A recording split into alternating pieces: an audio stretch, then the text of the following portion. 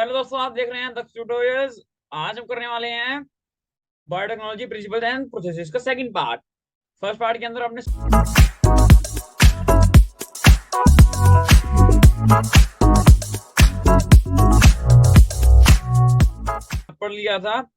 हमने पढ़ लिया था क्लोनिंग वेक्टर से पहले पहले तक का। आज हम पढ़ेंगे क्लोनिंग वेक्टर्स के बाद से। क्लोनिंग वेक्टर्स के बाद से करेंगे और आज मोस्ट प्रोबेबली आपका चैप्टर फिनिश हो जाएगा। सेकंड पार्ट हो जाएगा आपके वन शॉट का। तो चलिए शुरू करते हैं। क्लोनिंग वेक्टर्स मैंने आपको बताया। वेक्टर्स वेक्टर्स एक ट्रांसपोर्ट मीडियम होते हैं जीन के लिए। जो आपको डिजायर्ड जीन किसी बंदे के अंदर डालनी है, किसी ऑर्गेनिज्म के अंदर डालनी है, तो किसके ऊपर डाल के भेजोगे? वेक्टर के ऊपर डाल के भेजोगे। वेक्टर एक व्हीकल होता है। जैसे आप एग्जांपल ले सकते हैं मॉस्किटो का, हमने पढ़ा ही था पिछले लेक्चर के अंदर। पिछले लेक्चर नहीं देखा तो पिछले लेक्चर जाके देख सकते हैं, डिस्क्रिप्शन में लिंक है।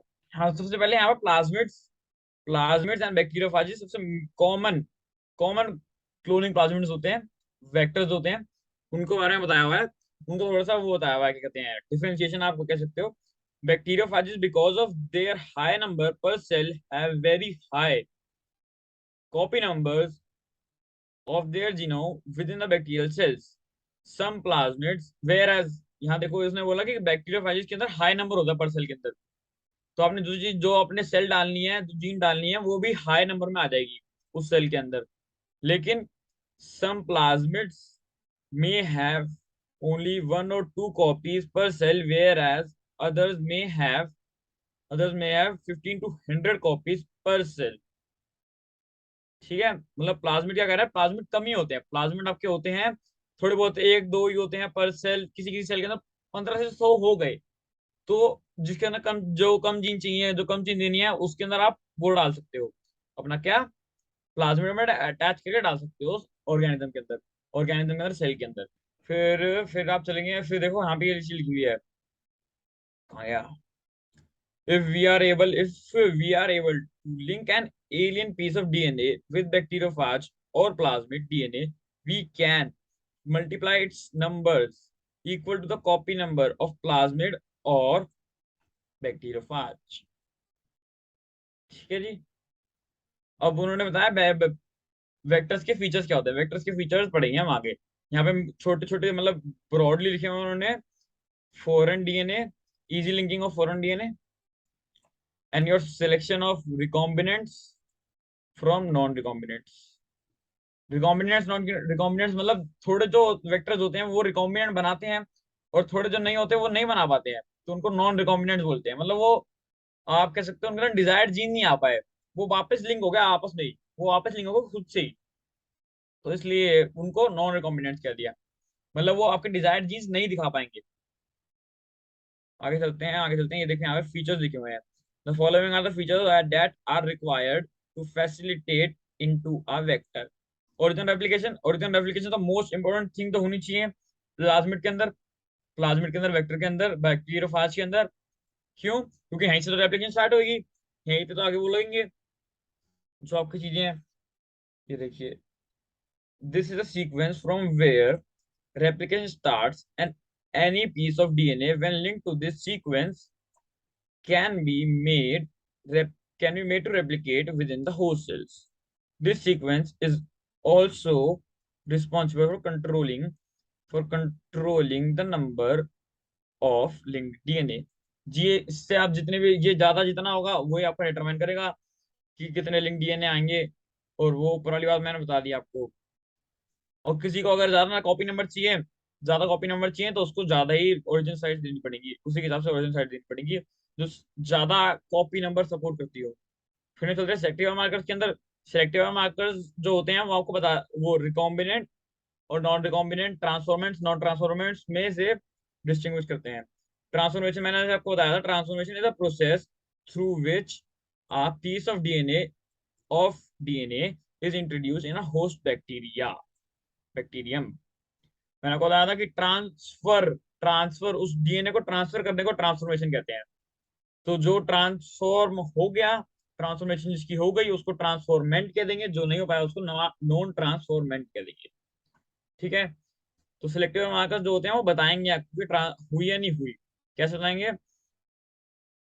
which helps in identifying and eliminating non-transformants and selectively permitting the growth of transformants. ठीक है जी। Normally, the genes are encoding the resistance to antibiotics such as ampicillin, chloramphenicol, tetracycline और kanamycin। ठीक है जी, ये examples होती हैं, ये आपकी सिलेक्टिव मार्कर एक जीन होती है, ये भी उसके अंदर प्रेजेंट होती है।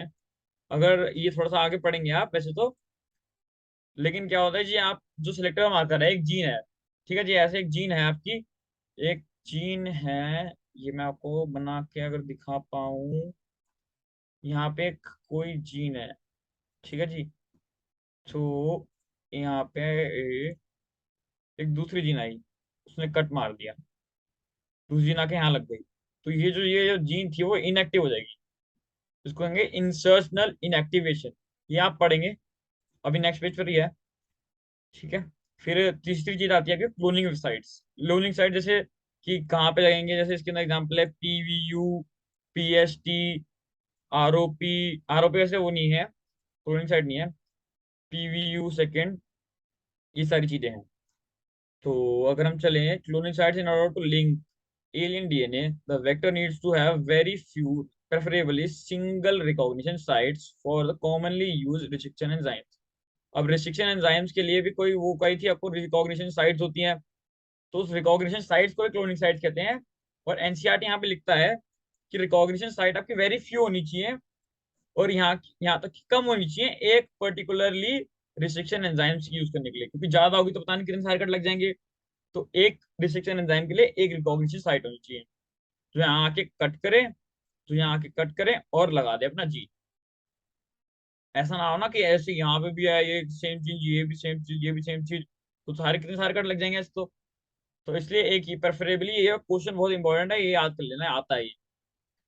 Presence of more than one recognition, देखो लिखा भी है, presence of recognition more than one recognition sites with in the vector will generate several fragments which will complicate the gene cloning. ठीक है, क्वेश्चन आ सकता है वाई करके, कि ये क्यों कहते हैं कि फ्यू होनी चाहिए, ये आपका है उसका आंसर। अब जी ये क्या कह रहे हैं जी, आप यहाँ से पढ़ सकते हैं, the ligation of alien DNA is carried out at a restriction site present in one of the two antibiotic genes, antibiotic resistance gene। अब ये इसका एग्जांपल दे रहे हैं PBR322, ये मैन मेड है, मैन मेड आपका प्लाज्मिड है। इसका एग्जांपल दे रहे हैं, वो कह रहे हैं कि ये वाली एम्पीसाइक्लिन और टेट्रीसाइक्लिन के अंदर ही होना चाहिए, ये बाहर है वो यूजलेस है, ये जो बाहर इको R1, CLAV1, HIND3 है, ये यूजलेस है, इनसे कोई यूज नहीं है, इनके अंदर आप नहीं लगा सकते अपना एलियन DNA। ठीक है, तो यहाँ पे उन्होंने लिखा हुआ है you can ligate foreign DNA at a BAM H1 site for tetracycline resistance in bacteria vector PBR322। The recombinant plasmid will lose the tetracycline due to the insertion activation, ये मैंने कहा था आपको। The recombinant will lose the tetracycline resistance due to insertion of foreign DNA but can still be selected out from the non-recombinant ones by plating transformants on tetracycline containing medium। अब जी ये क्या कह रहे हैं, ये है आपका antibiotic resistance gene tetracycline. Tetracycline के लिए रेजिस्टेंस, एंटीबायोटिक रेजिस्टेंस है। टेट्रासाइक्लिन एक एंटीबायोटिक है, उससे रेजिस्टेंस जीन ये है टेट्रासाइक्लिन। ठीक है, तो जो टेट्रासाइक्लिन वाले मीडियम में डालोगे, तो अगर ये यहाँ पे कोई वो नहीं लगा है, कोई चीज नहीं लगी है, कोई आपका एलियन DNA नहीं लगा है, तो मतलब ये फंक्शन है, फंक्शनेबल है बिल्कुल, तो आपको रेजिस्टेंस मिल जाएगी उस एंटीबायोटिक से। लेकिन अगर यहाँ पे कोई आके लिंक हो गया, तो आपकी insertional active deactivation, insertional inactivation हो जाएगी। कहाँ है आप देख सकते हैं यहाँ पे, ये देखो, insertion of DNA but can still be selected out from the non recombinants transformants tetracycline containing medium. ठीक है जी। हाँ जी, तो वे ये कह रहे हैं कि अगर आप ampicillin, the transformants growing on ampicillin containing medium are then transferred on a medium containing tetracycline. ठीक है जी, पहले इस मीडियम के ऊपर ग्रो कर गया, एक वो एलियन DNA आ गया, टेट्रासाइक्लिन के अंदर ग्रो करा, तो एम्पिसिलिन के अंदर ग्रो करा, पहले तो एम्पिसिलिन के अंदर ग्रो हो गया, फिर उसको टेट्रासाइक्लिन के अंदर डालेंगे, तो टेट्रासाइक्लिन के अंदर वो ग्रो नहीं कर पाएगा, क्योंकि उसकी एंटीबायोटिक रेजिस्टेंस चली गई है, क्योंकि इंसर्शनल इनएक्टिवेशन हो गई है। ठीक है जी। तो हो गया। अब तो इनके अंदर ये क्या कहेंगे, ये कह रहे हैं कि जो एम्पेसिलिन वाली जो जीन है आपकी, एंटीबायोटिक रेजिस्टेंस जीन है, वो आपका एक ट्रांसफॉर्मेंट बताने में काम कर रही है। मतलब कि अगर ट्रांसफॉर्म हुआ है तो वो जी जाएगा, नहीं हुआ है तो मर जाएगा। ठीक है जी। तो फिर और दूसरा वाला आपको बता रहा है कि वो रिकॉम्बिनेंट है कि नहीं है। रिकॉम्बिनेंट है तो वो नहीं जिएगा टेट्रासाइक्लिन वाले मीडियम के अंदर, और अगर रिकॉम्बिनेंट नहीं है तो जी जाएगा। नॉन रिकॉम्बिनेंट है तो वो जी जाएगा। फिर हम चलते हैं आगे। फिर ये कह रहे हैं sector markers have been developed which differentiate recombinants from non-recombinants on the basis of their ability to produce color in the presence of chromogenic substrate। ठीक है जी। ये नए टाइप के बना दिया उन्होंने, मतलब नए टाइप का एक सिलेक्टिव मार्केट है जिसके अंदर एक ही मीडियम हो जाता है। जिसके अंदर था ना पहले, आपको एम्पिसिलिन के अंदर डालना है, फिर एम्पिसिलिन के अंदर ग्रो कर गया तो टेट्रासाइक्लिन में डालना है, फिर पता चलेगा कि वो रिकॉम्बिनेंट है कि नहीं है। इसके अंदर क्या है सीन, कह रहे हैं कि अगर वो रिकॉम्बिनेंट है तो वो कलर नहीं देगा, और अगर नॉन रिकॉम्बिनेंट है तो वो कलर देगा। ठीक है जी। इस एंजाइम को क्या कहते हैं, आपके बीटा गैलेक्टोसिडेस की एक जीन होती है, वो एक एंजाइम है। This results into inactivation of this gene synthesis of this enzyme, which referred to as insertional inactivation. The presence of chromogenic substrates, the presence of chromogenic substrate gives blue colored colonies if the plasmid in the bacteria does not have an insert। Does not have any insert मतलब non recombinant है। वो चीज मैंने आपको बोल दी ऊपर। ये देखो, presence of insert results into insertional inactivation of the beta galactosidase gene and the colonies do not produce any color। White colour की कॉलोनीज होती है, और आप इसको आराम से कर सकते हो। These are as recombinant colonies. जो व्हाइट का दिखाते हैं वो रिकॉम्बिनेंट कॉलोनीज हो गई, क्योंकि उसके अंदर जो इंसर्शन इनएक्टिवेशन हो गई है, वो वाली जीन बीटा गैलेक्टोसिडेज वाली जीन जो इनएक्टिवेट हो गई है। फिर आते हैं हम अगले पॉइंट पे, फोर्थ पॉइंट पे, vectors for cloning genes in plants and animals. अब क्या कह रहे हैं जी, वेक्टर्स जो है ना वो एनिमल्स के लिए और प्लांट्स के लिए सेम नहीं होते। जैसे प्लाज्मिड बैक्टीरिया फाज तो हो गए, चलो। अब को प्लांट एनिमल पे आना है आपने। प्लांट एनिमल के अंदर अलग अलग होते हैं। तो प्लांट के अंदर जो सबसे मेन वाला होता है, वो मेन क्या एक ही है, वो होता है एग्रोबैक्टीरियम ट्यूमिफेशियंस। ठीक है। एग्रोबैक्टीरियम ट्यूमिफेशियंस क्या था, एक पैथोजन था। A pathogen of several dicot plants is able to deliver a piece of DNA known as tDNA to transform normal plant cells into a tumor cells। फिर tumour cells बना के अपने वही उनके लिए न्यूट्रिएंट्स निकालता था जो उसके ग्रोथ के लिए इंपॉर्टेंट थे। Produce chemicals required by the pathogen. ठीक है, ये हो गया आपका प्लांट्स के अंदर। फिर आप आएंगे एनिमल्स के अंदर। एनिमल मतलब ह्यूमन बींग सब आता है उसके अंदर। तो retroviruses in animals have the ability to transform normal cells into cancerous cells।